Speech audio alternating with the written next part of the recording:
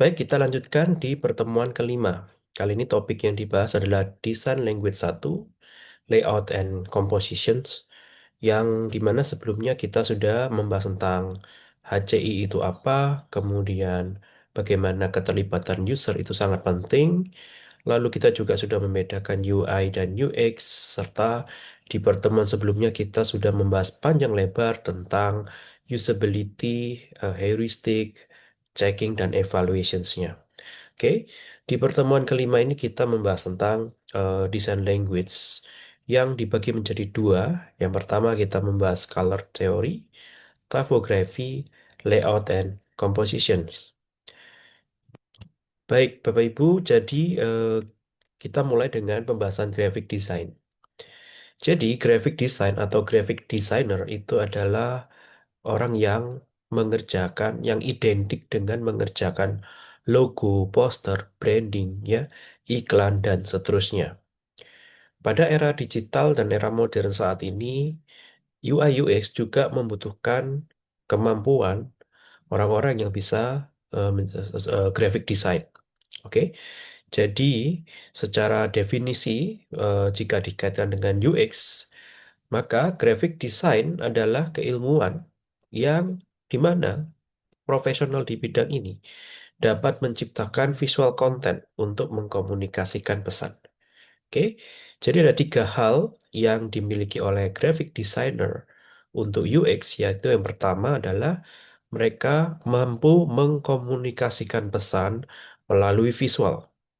Oke, yang kedua, mereka menggunakan visual hierarchy dan memanfaatkan page layout untuk meruntutkan, mendisplay pesan secara runtut dan logik.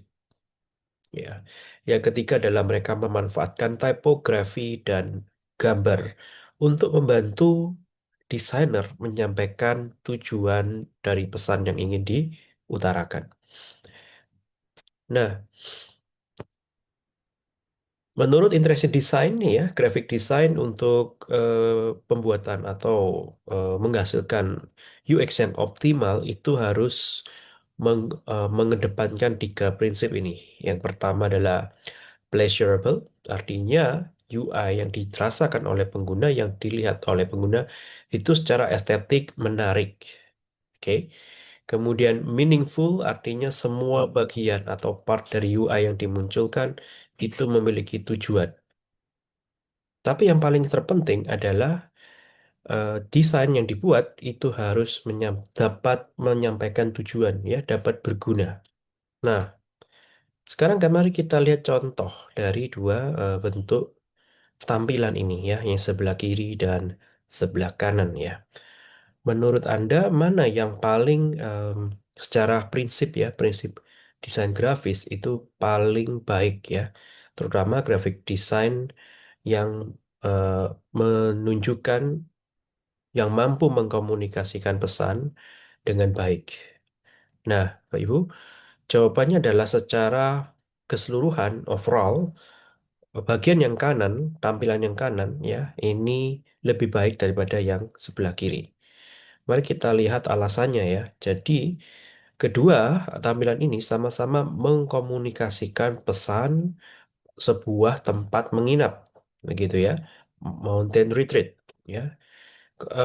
Informasi yang disampaikan keduanya sama, sama-sama memperlihatkan foto, kemudian alamat ya, reviewnya berapa, kemudian fasilitas, deskripsi, serta harga per malam dan call to actions untuk membooking tempat ini. Nah, dari yang pertama prinsip visual hierarchy, yang sebelah kanan itu urutannya jelas. Jadi ketika user melihat tampilannya sebelah kanan, pandangan atau urutan scan user itu cukup jelas ya. Yang terbesar dan yang terlihat adalah gambar. Kemudian mata user akan melihat judul yang lebih kontras, dan user bisa segera melakukan scan dengan cepat untuk menemukan harga beserta tombol call to action-nya.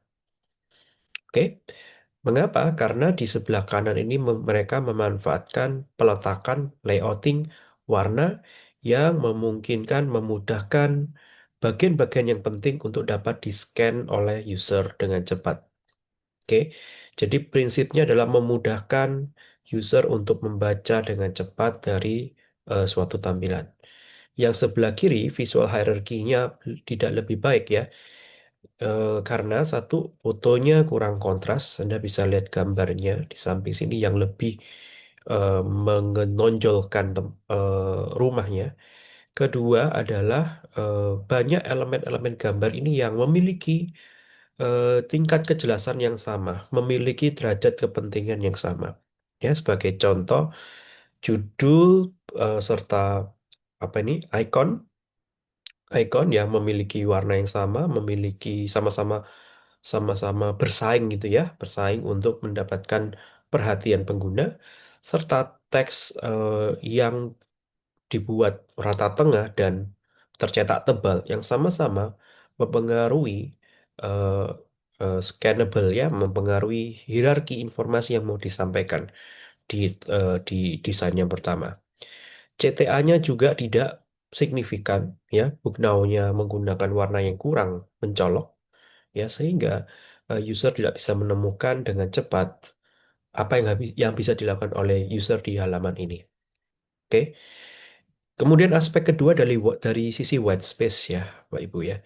White space di sebelah kanan, desain kanan ini memanfaatkan white space dengan baik. Ada area kosong yang memang dibiarkan kosong agar eh, pandangan user tidak sibuk ya, beban kognitifnya tidak berat ketika melihat banyaknya white space yang didukung. Seperti Anda lihat jarak antara fasilitas itu memang sengaja dibuat kosong ya, white space.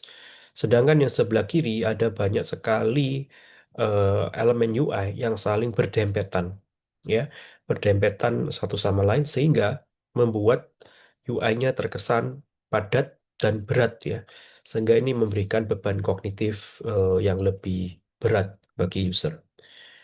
Kemudian dari aspek penggunaan warna, sebelah kanan menggunakan kontras warna yang baik ya, sehingga memudahkan keterbacaan ya. Kemudian yang terakhir adalah fokus pada tujuan yang sebelah kanan itu lebih baik ya daripada yang sebelah kiri.